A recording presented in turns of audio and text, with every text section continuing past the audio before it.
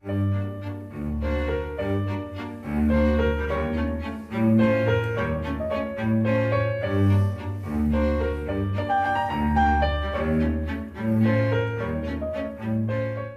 cuentos, historias, parece ser una actividad muy de la mujer. En nuestra cabeza acude esa imagen tópica de la abuelita contando cuentos, historias a sus nietos para entretenerles y enseñarles cosas de la vida.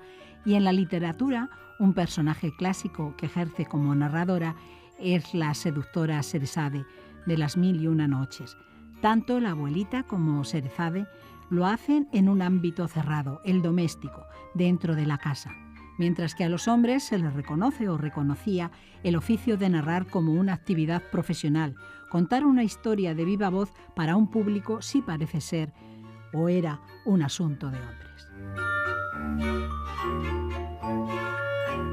Hoy en la serie Género e Igualdad hablamos de las características de narrar en femenino. Para ello contamos con dos especialistas. Les presento a Magda Lavarga, narradora oral, directora de teatro y autora. Bienvenida al programa. Hola, ¿qué tal? Y a la profesora de Filología de la UNED, Marina Sanfilippo, que forma parte también del Seminario Permanente de Literatura y Mujer y es la directora de las primeras jornadas internacionales Tomo la palabra, mujeres, voz y narración oral. Bienvenida, Marina. Gracias, Charo. Hola, ¿qué tal?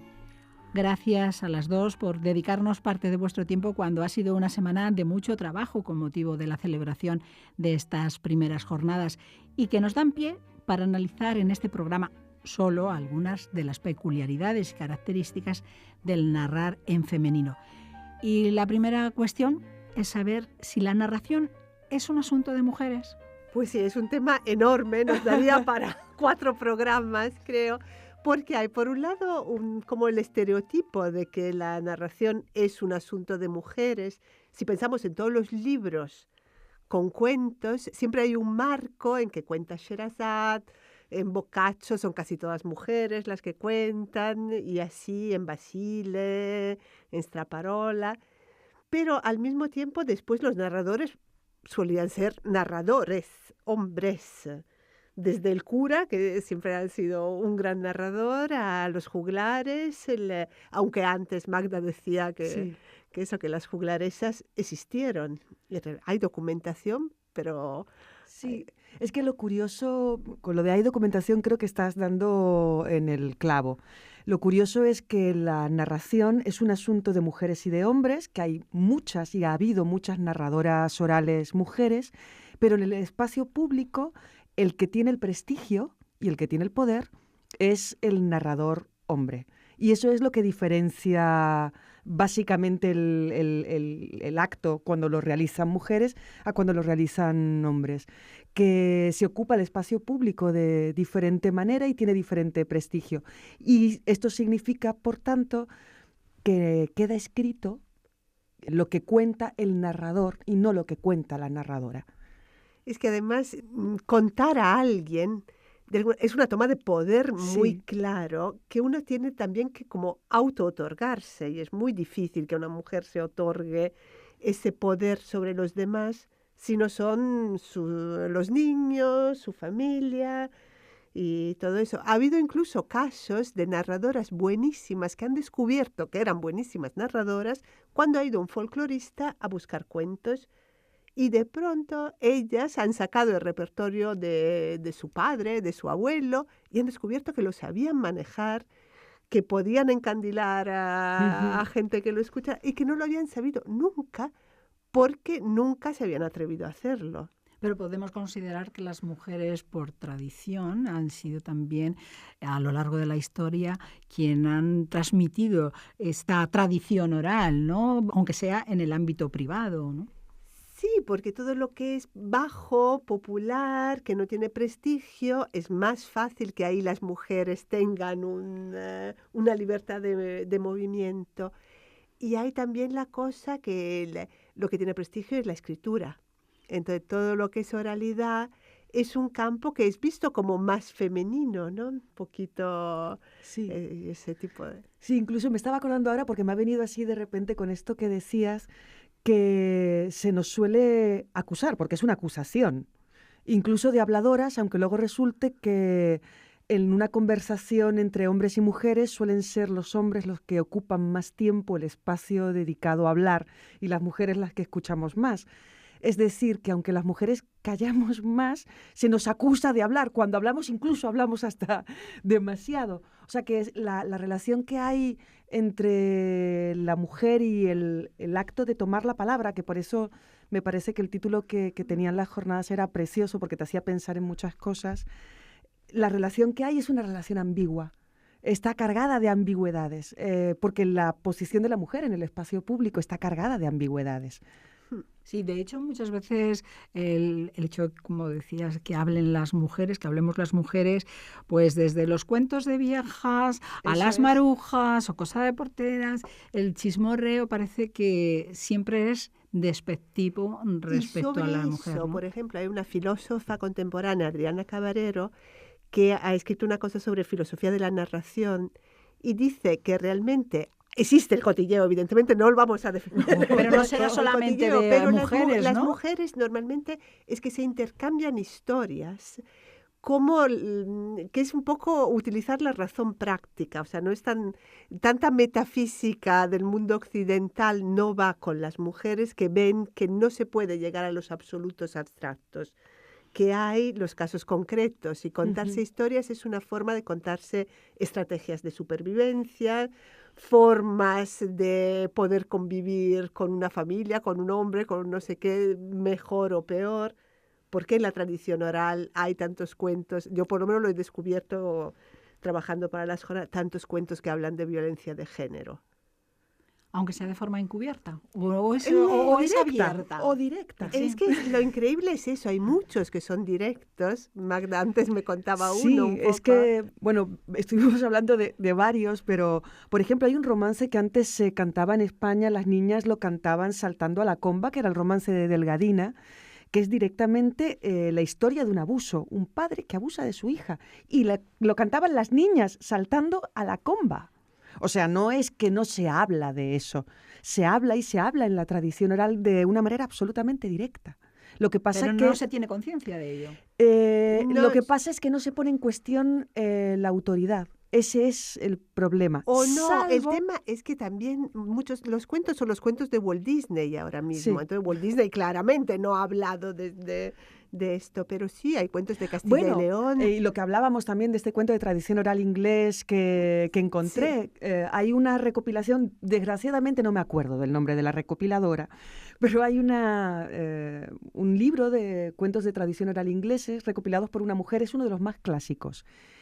Y precisamente porque está recopilado por una mujer, aparece un personaje que no aparece en ningún otro libro que yo conozca, que es la historia, es Molly Whuppie, una niña, Molly Alboroto sería la traducción casi literal al castellano de su apodo, que es una niña que vence a un gigante, el gigante de dos caras, y lo vence cuando ningún caballero ha podido vencerlo. Y este gigante maltrata claramente a su mujer y a sus hijas, y es la niña la que puede contra él. Una figura como esta, en la cual una niña resulta victoriosa, no se cuenta a un hombre. Son las historias que nos contamos entre mujeres. No ponen en cuestión la autoridad, nos enseñan cómo relacionarnos con ella para poder ser libres.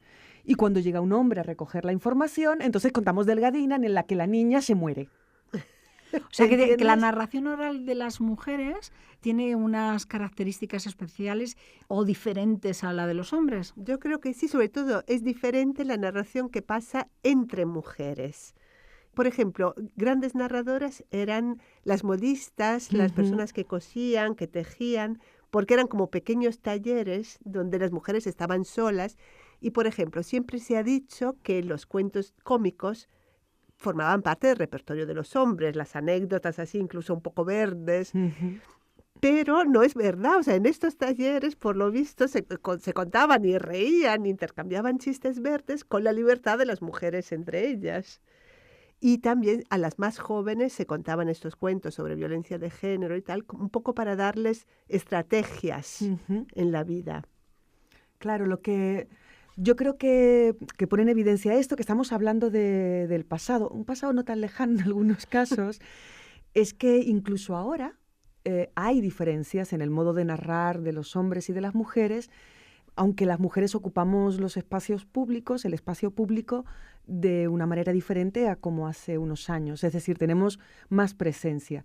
Pero los roles que seguimos ocupando en el espacio público siguen estando muy vinculados a todo eso de lo que hemos estado hablando, a un menor prestigio, a una manera diferente de estar.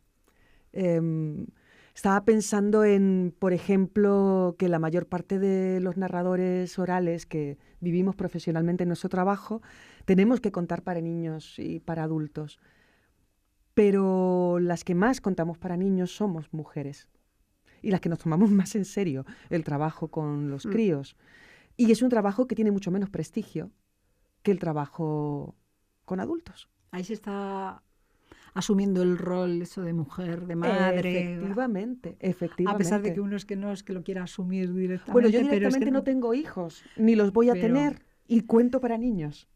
Me gusta, ¿eh? No comencé porque tenía que vivir, quiero decir, sobrevivir en el oficio, y luego descubrí que me fascinaba. Pero me doy cuenta de que ocupando ese lugar y haciendo mi trabajo de investigación personal y artística, que para mí es muy importante en el trabajo con los críos, estoy ocupando un rol tradicional, aunque no me considero una mujer tradicional. Ese es el tipo de contradicciones y de ambigüedades de las que hablaba antes, cuando digo que ocupamos el espacio público, pero siempre hay tensiones, porque una ocasión como lo de las jornadas, lo que hemos vivido, lo que yo creo que nos da para pensar acerca de todo esto, para reflexionar acerca de lo que significa realmente el espacio público para las mujeres. Sí, como la narración oral es un hecho de complicidad, mientras un autor que escribe, una autora, puede ser precursora, no le importa cuándo será la recepción de su obra, la narración oral es en el momento, entonces o el público te acepta o no puedes contar directamente. Entonces hay un poco que ir manejando para ocupar espacios de forma muy suave, no puedes imponerte. Y Magda, tú como autora, como actriz narradora, podríamos decir también, porque estás también interpretando esa narración, supongo que también cuentas diferente esos cuentos, esas historias a los niños, que lo pueden hacer pues una abuela o una madre hace X años, ya con una perspectiva ya también más de mujer del siglo XXI, ¿no? Sí, bueno, de hecho, por ejemplo, cuento Molly Whoopie y el gigante de dos caras. Quiero decir, me interesan las historias en las que las mujeres son protagonistas y no ocupan el papel de víctimas, por ejemplo, que para mí es importantísimo. Creo que una de las mejores maneras de evitar ser víctimas es no colocarnos por adelantado en ese papel. Y creo que habitualmente en la tradición que nos ha llegado de boca de los varones, no la tradición oral en general, precisamente porque existe esto del que estaba comentando Marina, de los cuentos que nos contamos entre nosotras o que nos contábamos entre nosotras. Creo que hay ejemplos también de historias en las cuales una niña, una mujer, puede enfrentarse al poder y salir victoriosa. Esto es importantísimo, que se cuente, simplemente porque significa un modelo diferente. Y una parte del trabajo de la narración oral tiene como misión lo que cualquier arte, que es acompañar. Entonces, a mí me parece muy bonito que me acompañen contándome que no tengo por qué ocupar necesariamente el lugar de una víctima por ser mujer. Será interesante porque luego le voy a pedir para el final del programa a Magda que nos cuente algunos de sus cuentos, aunque sea brevemente, para saber cómo son, que se alejan, supongo y imagino, de los tópicos. Espero, porque después de todo lo que he dicho, solo faltaba, imagínate. ¿Qué otros temas se han abordado en relación a esto en las jornadas? En estas jornadas que se celebraron aquí en Madrid, en la sede de la UNED, toma la palabra Mujeres, Spot y Narración Oral, ya que Marina es su directora. Pues, por ejemplo, se ha tocado el tema de la voz, en concreto y solo de la voz, que es una parte de la narración oral, que es otro elemento que se considera muy femenino, ¿no? Porque está muy cerca de la naturaleza, porque es como más libre y que tiene muchísimo que ver con cómo las mujeres han transmitido ciertos mensajes. Por ejemplo, en la tradición oral, las mujeres eran más estaban más especializadas en las canciones, las retahílas, las adivinanzas, todas las cosas que están muy codificadas desde el punto de vista del texto. El texto es ese. Entonces, lo que varía y lo que realmente cuenta es la voz. Ujú. Y entonces estudio sobre cómo la voz en la narración es muy distinta a la voz en la cotidianeidad. Tiene una gama sonora más amplia, toda una serie de características que eso que o se estudian y se investigan o uno cae un poco en el tópico de la voz femenina que nos acompaña, que nos seduce. Y por el hecho de la voz significa que se cuenten unas historias diferentes a la voz masculina. No llego hasta ahí, lo que sí, el elemento vocal en la narración es más fuerte que el elemento semántico. O sea, Sí. muchas veces la voz redirige completamente el significado del cuento.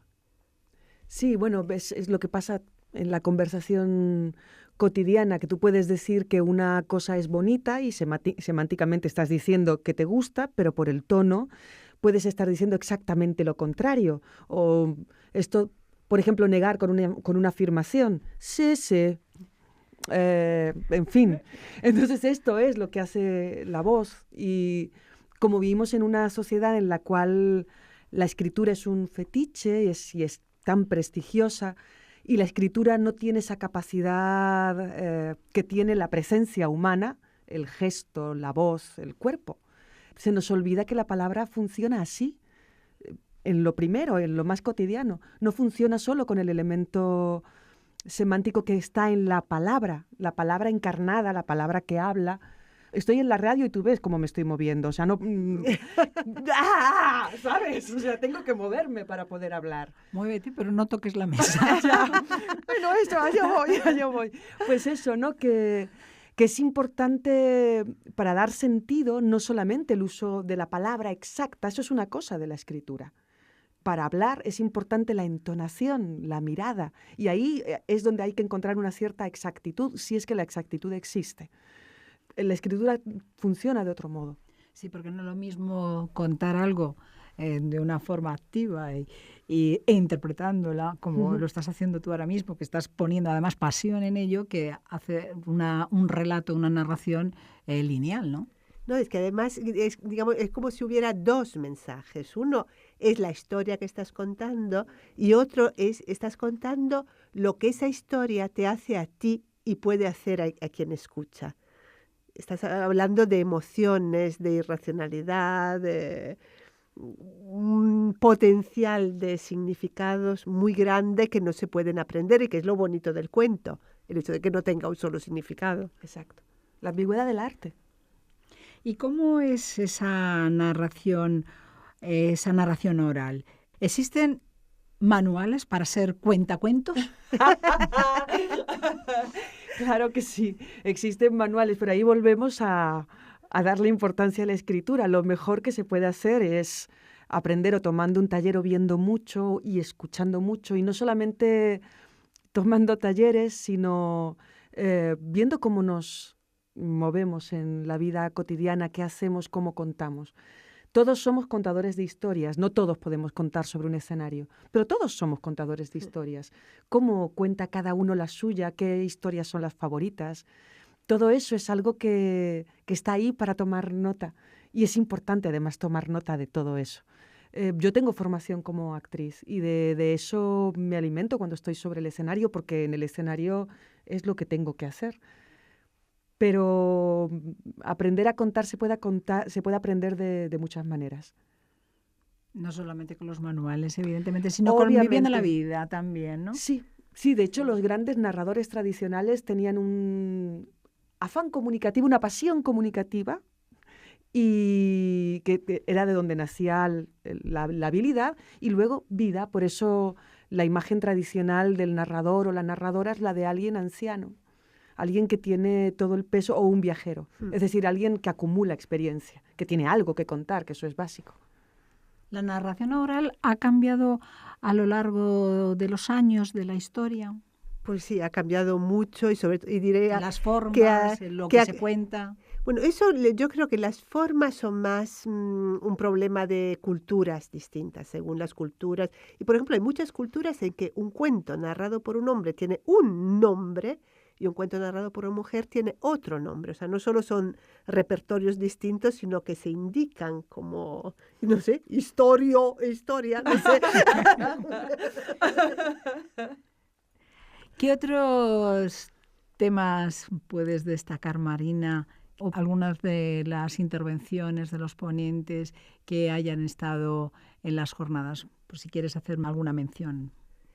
No sé, es que ha sido todo tan bonito que es muy difícil escoger algo, porque ha habido ponencias, pero ha habido mucho debate, ha habido mesas redondas con narradoras, una sobre el repertorio, eso viendo un poco las dificultades que encuentra una mujer en construir un repertorio que la represente realmente.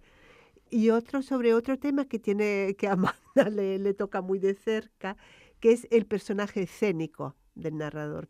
Porque antes decíamos cómo cambian los contextos. Ahora la narración oral es un hecho escénico, sobre todo, aparte el ámbito familiar. Y entonces eso significa que el narrador no tiene un personaje, pero sí lo tiene. Una narradora, lo mismo. Hay cosas que sobre un escenario una mujer no puede hacer o de todas formas tienen un sentido distinto que si lo hace un hombre.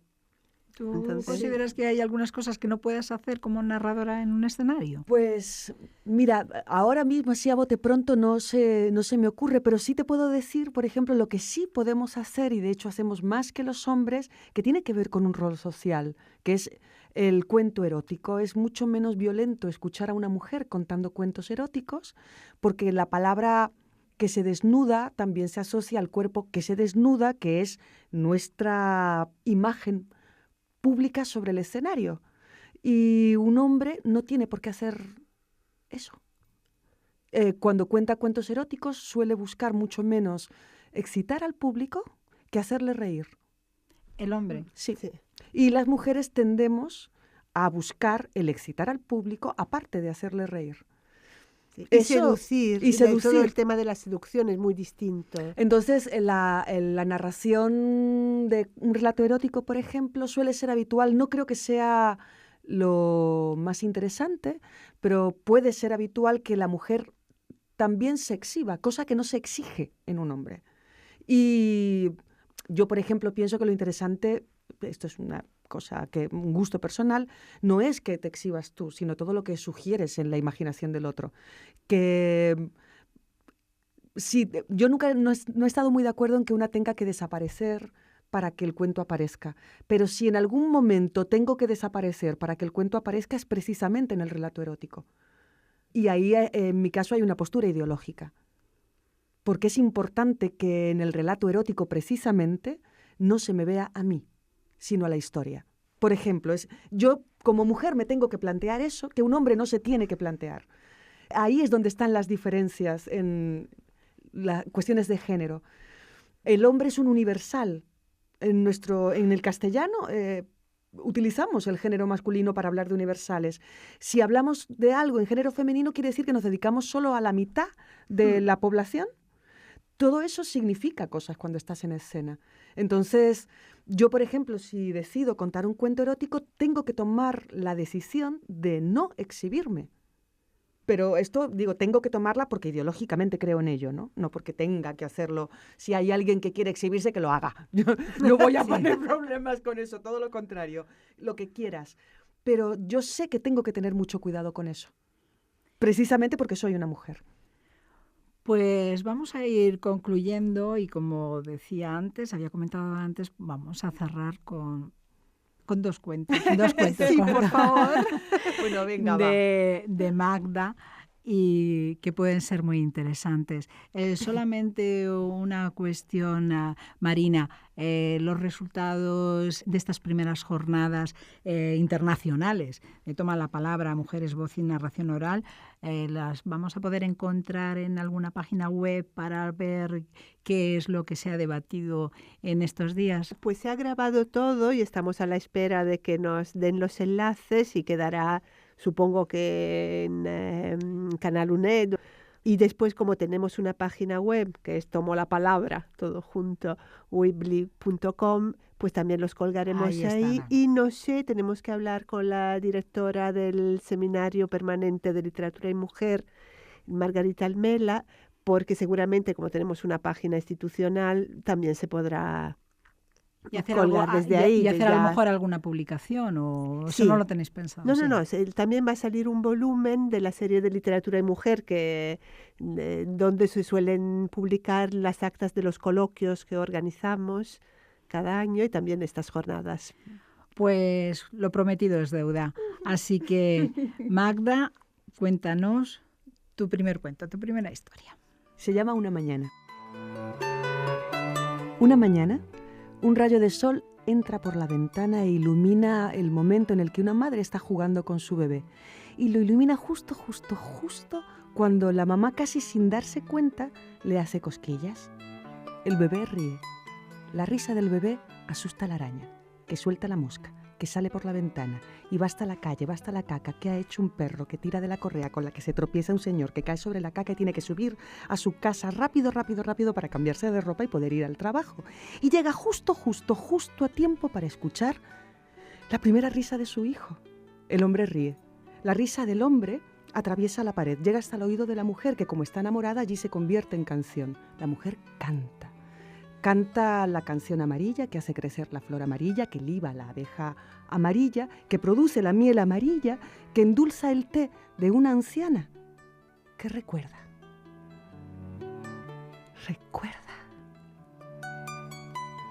Recuerda aquella mañana de hace ya tanto tiempo, cuando casi sin querer le hizo cosquillas a su hijo y escuchó su primera risa.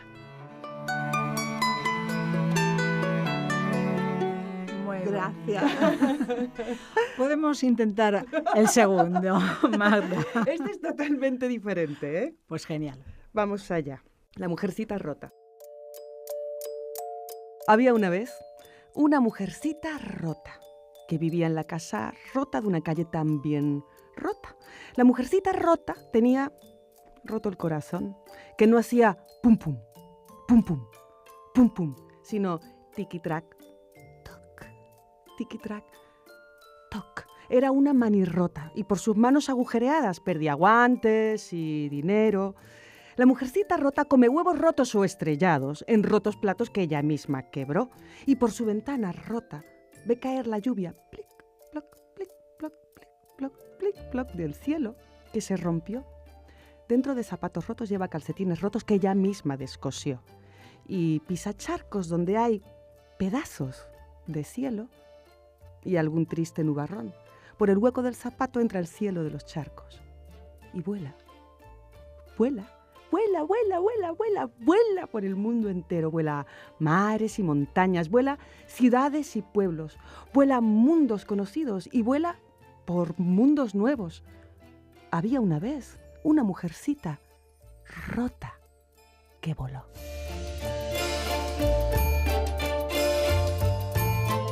Pues precioso, y qué mejor final para este programa que estas dos historias, estos dos cuentos que nos ha contado Magda Lavarga. Muchísimas gracias, Magda, y también muchísimas gracias, Marina Sanfilippo, por haber estado aquí en este programa, en este primer programa de la serie Género e Igualdad. Gracias. A ti.